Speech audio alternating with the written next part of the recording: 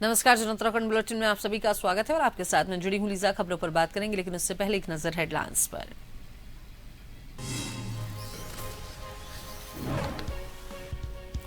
गायिका आशा भोसले का 92 साल की उम्र में निधन। चेस्ट इन्फेक्शन के बाद अस्पताल में थी भर्ती। इंडस्ट्री में छाया मातम। पीएम मोदी, सीएम धामी समेत दुनिया भर के दिग्गजों और फिल्म जगत ने दी श्रद्धांजलि।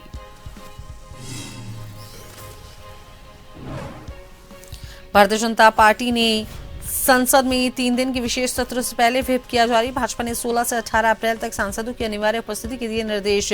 महिला आरक्षण विधेयक पर होगी चर्चा।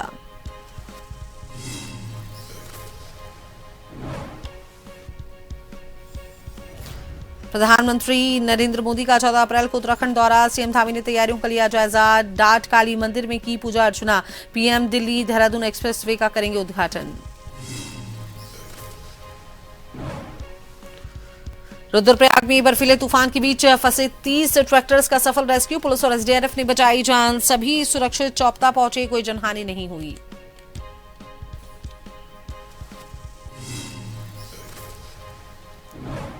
अगले 24 घंटे उत्तराखंड में मौसम का अलर्ट। चमोली समेत 5 जिलों में बारिश और बर्फबारी की चेतावनी। तापमान सामान्य से नीचे, गरज चमक के साथ हल्की बारिश के आसार।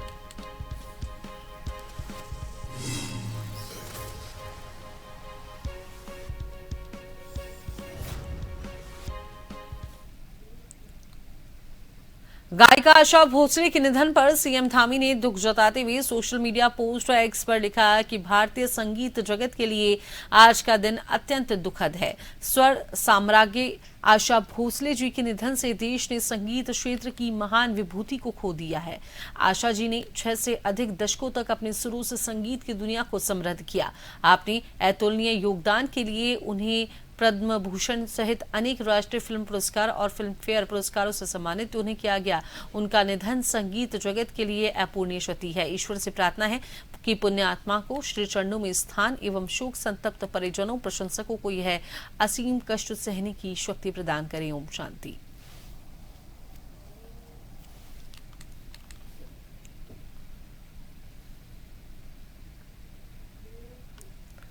संसद के आगामी विशेष सत्र को लेकर सियासी हलचल तेज हो गई है। भारतीय जनता पार्टी ने अपने सभी सांसदों के लिए 3 लाइन का सख्त व्हिप जारी किया है और इसके तहत 16 से 18 अप्रैल तक लोकसभा और राज्यसभा के सभी सदस्यों को सदन में अनिवार्य रूप से उपस्थित रहना होगा।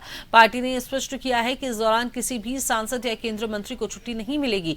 विशेष सत्र के दौरान सरकार की ओर से महत्वपूर्ण विधायी कार्य किए जाने की संभावना है। सभी सांसदों को व्हिप का कड़ाई से पालन करने के निर्देश दिए गए हैं।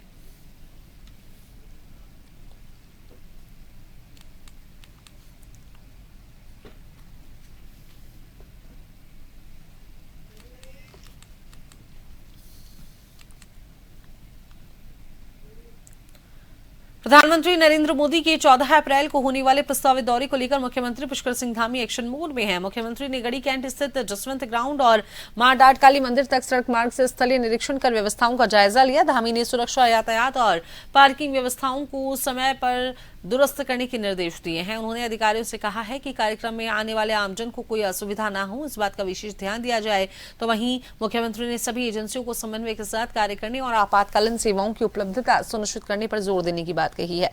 इससे पूर्व उन्होंने मंदिर में पूजा अर्चना कर प्रदेश की सुख समृद्धि की कामना की।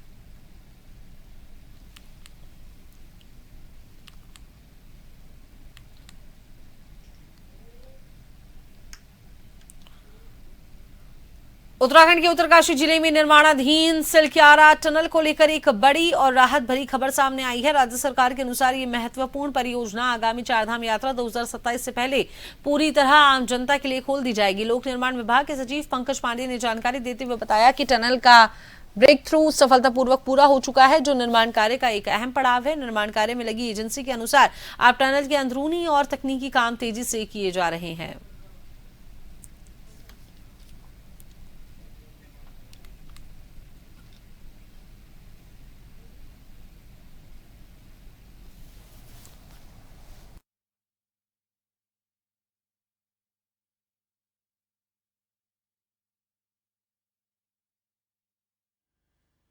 तिलक्यारा टनल का ब्रेक थ्रू हो गया था और उस पे इंटरनल सारे काम चल रहे हैं। जो कमिटमेंट है एजेंसीज का वो नेक्स्ट ईयर यात्रा से पहले पहले वो कह रहे हैं कि उसको पूरा करके चलाएंगे। नेक्स्ट ईयर की जो यात्रा होगी मुझे उम्मीद है कि वो उसी टनल में से, उसी सुरंग में से होकर क्रॉस करेंगे।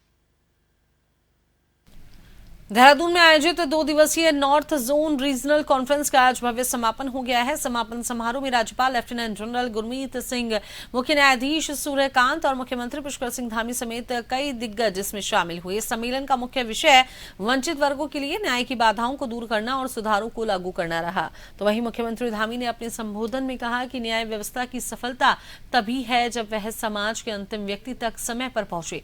उन्होंने आदिवासी सुरक्षा, एसिड अटैक पीड़ितों के पुनर्वास और महिला सुरक्षा जैसे विषयों पर चर्चा को जरूरी बताया। मुख्यमंत्री ने ई कोर्ट्स और डिजिटल केस मैनेजमेंट जैसे सुधारों की सराहना करते हुए कहा कि उत्तराखंड सरकार भी समान नागरिक संहिता और डिजिटल कोर्ट्स के जरिए न्याय प्रणाली को आधुनिक बना रही है। कार्यक्रम के दौरान न्याय मित्र पोर्टल का भी शुभारंभ किया गया, जिससे आम जनता ऑनलाइन शिकायत दर्ज कर त्वरित न्याय प्राप्त कर सकेगी।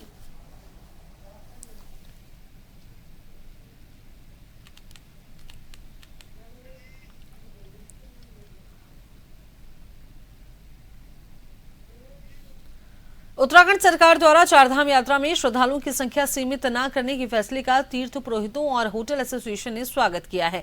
मुख्यमंत्री आवास में विभिन्न संगठनों के प्रतिनिधियों ने मुख्यमंत्री पुष्कर सिंह धामी से मुलाकात कर इस निर्णय के लिए उनका आभार जताया और इस दौरान तीर्थ पुरोहितों ने मुख्यमंत्री को धामों के कपाट खुलने के अवसर पर भी आमंत्रित किया है। मुख्यमंत्री ने कहा कि सरकार श्रद्धालुओं की आस्था का सम्मान करते हुए यात्रा को सुगम और सुरक्षित बनाने के लिए प्रतिबद्ध है। उन्होंने अधिकारियों को निर्देश दिए कि सभी मूलभूत सुविधाएं समय पर सुनिश्चित की जाएं ताकि स्थानीय अर्थव्यवस्था और पर्यटन को बढ़ावा मिल सके। संगठनों ने सरकार के इस कदम को अर्थव्यवस्था और रोजगार के लिहाज से ऐतिहासिक बताया है। साथ ही प्रतिनिधियों ने ऑनलाइन पंजीकरण की व्यवस्था को हमेशा खुला रखने का आग्रह भी किया है ताकि देश दुनिया से आने वाले यात्रियों को असुविधा न हो।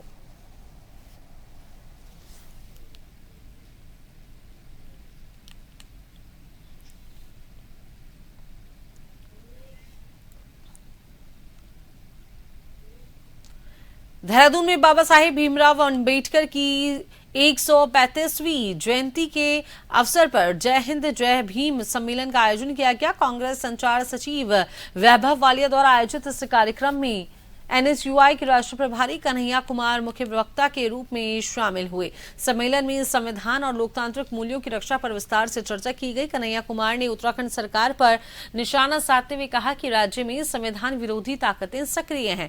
उन्होंने युवाओं से लोकतंत्र को बचाने के लिए एकजुट होने का आह्वान किया है और इस दौरान प्रदेश अध्यक्ष प्रीतम सिंह सहित कई वरिष्ठ कांग्रेसी नेता मौजूद रहे।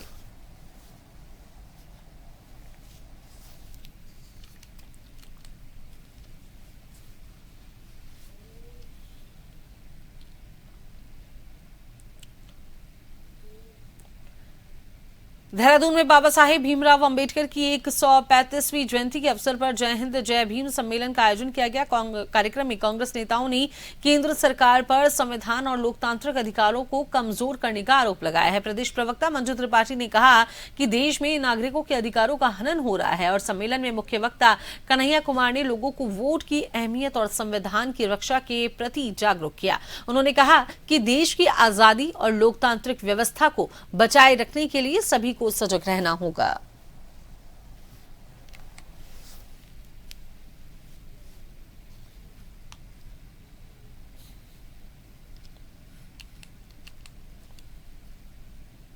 जो है समाज को जिस चीज की जरूरत है, संविधान के हत्यारे जो दिन प्रतिदिन भाजपा सरकार संविधान की हत्या कर रही है, अधिकारों का हनन कर रही है चंद अपने मित्रों के लिए, उसके लिए आज हमारे राष्ट्रीय प्रभारी कन्हैया कुमार जी इस उत्तराखंड की देवभूमि में आए और जनता को संबोधित किया। उन्होंने अपने संबोधन के माध्यम से ये बताया कि जो है आम जनता जितनी इम्पोर्टेंट है, एक एक कण इस देश की आज़ादी में भाग लेने वाले उनके परिवार जितने इम्पोर्टेंट है उतना देश का प्रधानमंत्री इम्पोर्टेंट नहीं है। वोट के अधिकार के बारे में कन्हैया जी ने सबको जागरूक किया कि वोट का अधिकार हमें किसने दिया।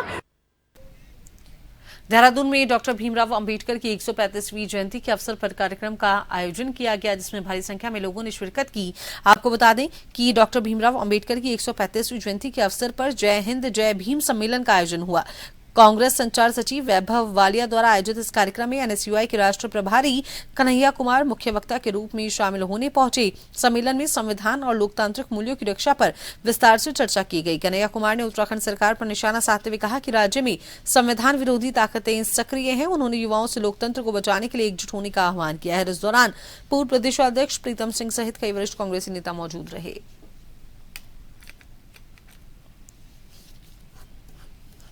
चुनाव हो, लोकतंत्र हो, लोकतांत्रिक व्यवस्था हो, उस सबके केंद्र में ये किताब है। ये महज किताब नहीं है, ये वो दस्तावेज है, वो गारंटी है जिससे चुनावी व्यवस्था कायम हुई, जिससे लोकतांत्रिक व्यवस्था कायम हुई। तो आज जब हम डॉक्टर बाबा साहब भीमराव अम्बेडकर को याद कर रहे हैं तो हमारा संकल्प पहला यही है कि हम इस संविधान को बचा करके रखेंगे। कन्हैया कुमार जी आए हैं देहरादून में, हम सब लोगों ने आज उनका स्वागत किया है और अम्बेडकर जी की, बाबा साहिब की 135वीं जयंती आज हम सारे ही लोगों ने जय भीम जय हिंद सम्मेलन के माध्यम से मनाई है। गर्मियों का सीजन शुरू होते ही लच्छीवाला का नेचर पार्क पर्यटकों व स्थानीय लोगों को अपनी ओर खूब आकर्षित करता है, क्योंकि इस पार्क में रोमांच के साथ ही प्रकृति की सुंदर झलक भी देखने को मिलती है। लच्छीवाला नेचर पार्क में रेंज अधिकारी ने स्कूली छात्राओं को पर्यावरण संरक्षण व संवर्धन के साथ स्वच्छता के प्रति जागरूक किया। इस बार पार्क की खूबसूरती में चार चांद लगाने के लिए एडवेंचर जोन का भी जीर्णोद्धार किया जा रहा है।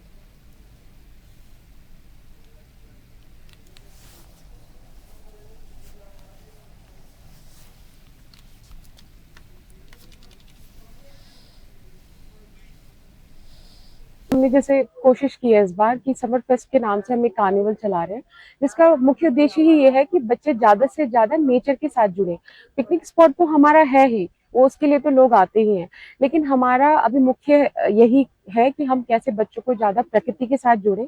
हमारे पास इतना प्यारा म्यूजियम है, अंदर बहुत कुछ ऑब्जर्वेशन के लिए है। हमने पर्यावरण संबंधित चीजें देखी, जैसे पेड़ पौधे, अलग अलग प्रकार के पक्षी एवं तितलियां, और हमने म्यूजियम भी देखा। कि प्रदेश महामंत्री दीप्ति रावत भारद्वाज ने प्रदेश कार्यालय में प्रेस वार्ता कर नारी शक्ति वंदन अधिनियम के लिए प्रधानमंत्री नरेंद्र मोदी का आभार जताया है। और इस अवसर पर बीजेपी के महिला प्रदेश अध्यक्ष के साथ साथ महिला मोर्चे की कई महिलाएं इसमें उपस्थित रही हैं। और इस अवसर पर भाजपा प्रदेश महामंत्री दीप्ति रावत भारद्वाज ने कहा कि इस अधिनियम के लागू होने से लोकसभा और विधानसभा में महिलाओं का प्रतिनिधित्व बढ़ेगा।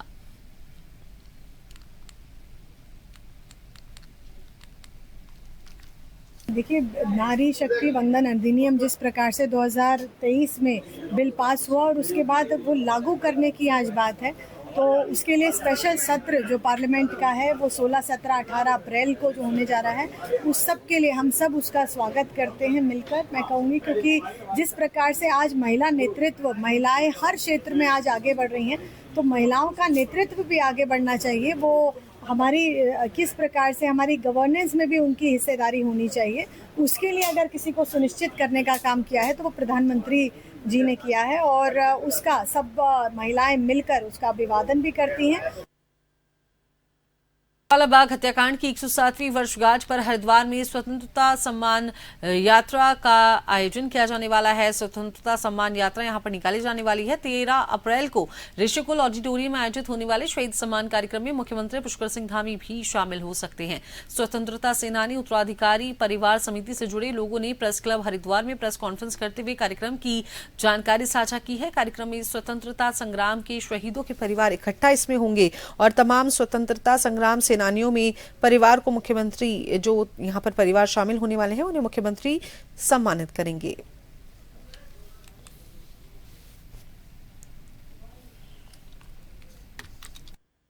तेरह अप्रैल को जालियांवाला बाग नरसंहार की 107वीं वर्षगांठ पर हमने स्वतंत्रता सेनानी शहीद परिवार सम्मेलन आयोजित किया है, जो ऋषिकुल आयुर्वेदिक कॉलेज के ऑडिटोरियम में संपन्न होगा। इस कार्यक्रम में स्वतंत्रता सेनानी सम्मान यात्रा भी निकाली जा रही है, जो शहीद जगदीश वत्स पार्क जटवाड़ा पुल से आरंभ होगी। काफी दिनों से लंबित पड़ी मुख्यमंत्री पुष्कर सिंह धामी के द्वारा घोषणा के बाद बाबा भीमराव अंबेडकर की मूर्ति का अनावरण आखिरकार आज कांग्रेस के झबरेड़ा विधायक वीरेंद्र जाती ने कर दिया, जिसका विधायक ने फीता काटकर उद्घाटन किया। लोगों में खासा उत्साह इसको लेकर देखने को मिला। आज लोगों का तांता यहां पर सुबह से लगा रहा। झबरेड़ा विधायक वीरेंद्र जाती ने बताया कि हालांकि इस कार्यक्रम में उन्होंने आज मुख्यमंत्री को आमंत्रित किया था, किंतु किसी कारणवश वो वहां पर नहीं पहुंच सके। उन्होंने कहा कि बाबा भीमराव अंबेडकर सभी लोगों के लिए आदर्श रहे हैं और आज झबरेड़ा में अंबेडकर जयंती के चलते उनकी प्रतिमा का भव्य रूप से अनावरण किया गया है।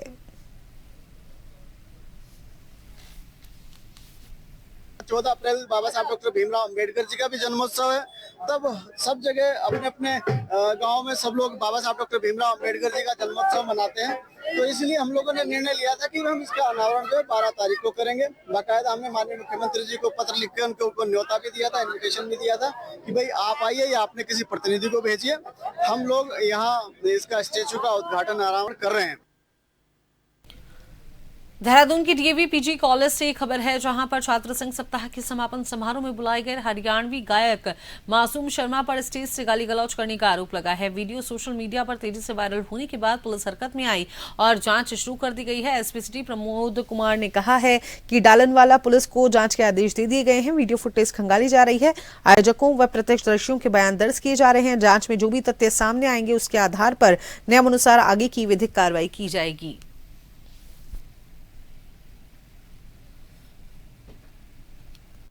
डीएवी कॉलेज में वार्षिक शासन समारोह के दौरान हरियाणा के गायक मासूम शर्मा के द्वारा प्रस्तुति के दौरान कुछ अवरोध भाषा का प्रयोग किया गया था। यह प्रकरण थाना डालनवाला पुलिस से संज्ञान में आ गया है और इसके संबंध में विस्तृत जांच जो है थाना पुलिस के द्वारा प्रारंभ कर ली गई है। जांच के दौरान जो भी तथ्य इसमें सामने आएंगे तदनुसार आगे कार्रवाई इसमें की जाएगी। मुख्यमंत्री पुष्कर सिंह धामी ने रविवार को हल्द्वानी में नशा मुक्त उत्तराखंड अभियान के तहत आयोजित रन फॉर अवेयरनेस रैली का शुभारंभ किया। इस मौके पर हजारों की संख्या में युवा, छात्राएं, जनप्रतिनिधि व गणमान्य नागरिक उपस्थित रहे। मुख्यमंत्री धामी ने इस दौरान युवाओं को संदेश देते हुए कहा कि नशा एक साइलेंट वार की तरह फैल रहा है और इसका सबसे बड़ा निशाना हमारी युवा शक्ति है। मजाक मजाक में युवा नशे की चपेट में आ जाते हैं और वहां से लौटना काफी बाद में मुश्किल हो जाता है और ये न सिर्फ व्यक्ति बल्कि पूरे परिवार की खुशियों को संकट में डाल देता है।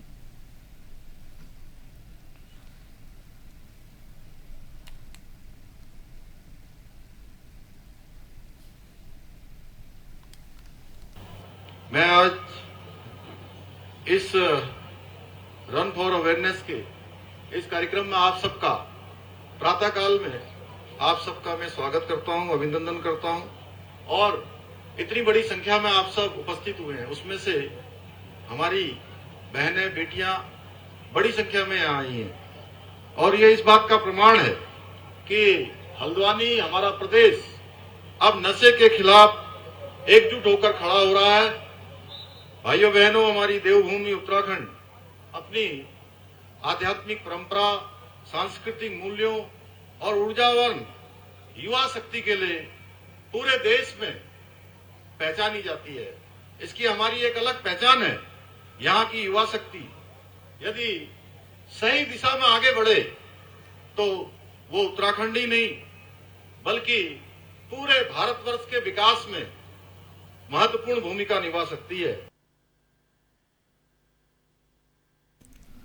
मुख्यमंत्री पुष्कर सिंह धामी ने सर्किट हाउस हल्द्वानी में जनपद नैनीताल के वरिष्ठ प्रशासनिक, पुलिस, वन एवं विकास विभाग के अधिकारियों के साथ उच्च स्तरीय समीक्षा बैठक की और बैठक में मानव वन्यजीव संघर्ष, आगामी पर्यटन सीजन की तैयारियों तथा कानून व्यवस्था, पेयजल, विद्युत, सिंचाई एवं जमरानी बांध परियोजना की प्रगति की विस्तृत समीक्षा करते हुए अधिकारियों को सख्त दिशा निर्देश उन्होंने दिए हैं।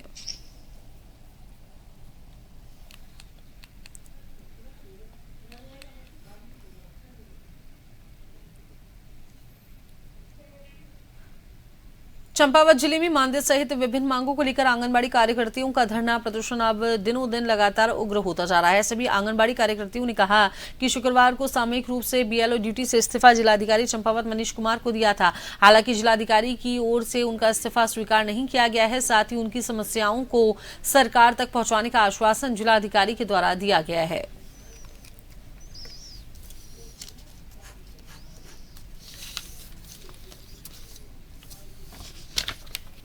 ये देवभूमि का नाम देवभूमि कहा जाता है।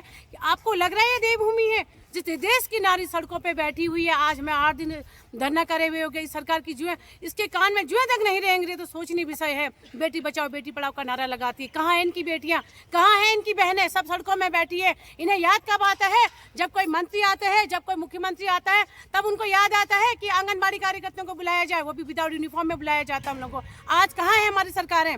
हमारा सुध क्यों नहीं ले रही? हमारी कौन सी बड़ी मांग है? हम मात्र 24,000 रुपये का मानदेय मांग रहे हैं, वो भी सरकार से नहीं दिया जा रहा, तो ये बहुत ही शर्मनाक बात है।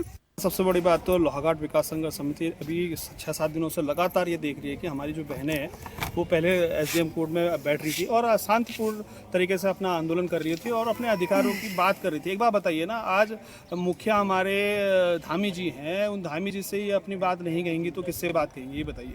सबसे बड़ी बात तो ये है ये उनको उनके लिए ऐसा तो नहीं कह रही कि हम काम नहीं करेंगे या हम मेहनत नहीं करेंगे या अपने हमें छुट्टियाँ चाहिए, इस टाइप की कोई बात नहीं कर रहे हैं। ये सिर्फ ये कह रही है कि जो हमारी मांगें हैं, जिनसे हमें दिक्कत होती है, परेशानी हो रही है, या जो भी चीज़ें हमारे लिए लाभदायक है, उन चीज़ मांगों को मानो, लेकिन जो है शासन प्रशासन इनकी मांग जो है मान नहीं रहा है। देश के अंदर एक तानाशाह सरकार बैठी है। आज हमारी बहनें 7 दिन से आंदोलन में।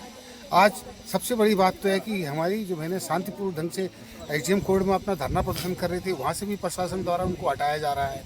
अब ये लगा है कि आज प्रशासनिक अधिकारी भी सरकार के प्रेशर में आ रहा है, नेताओं के प्रेशर में।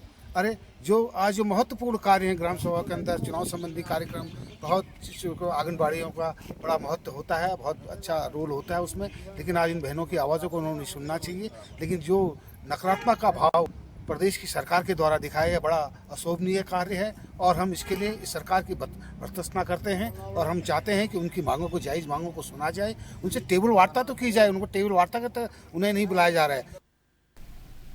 तो अभी के इस बुलेटिन में इतना ही। मैंने रहेगी जन टीवी के साथ। नमस्कार।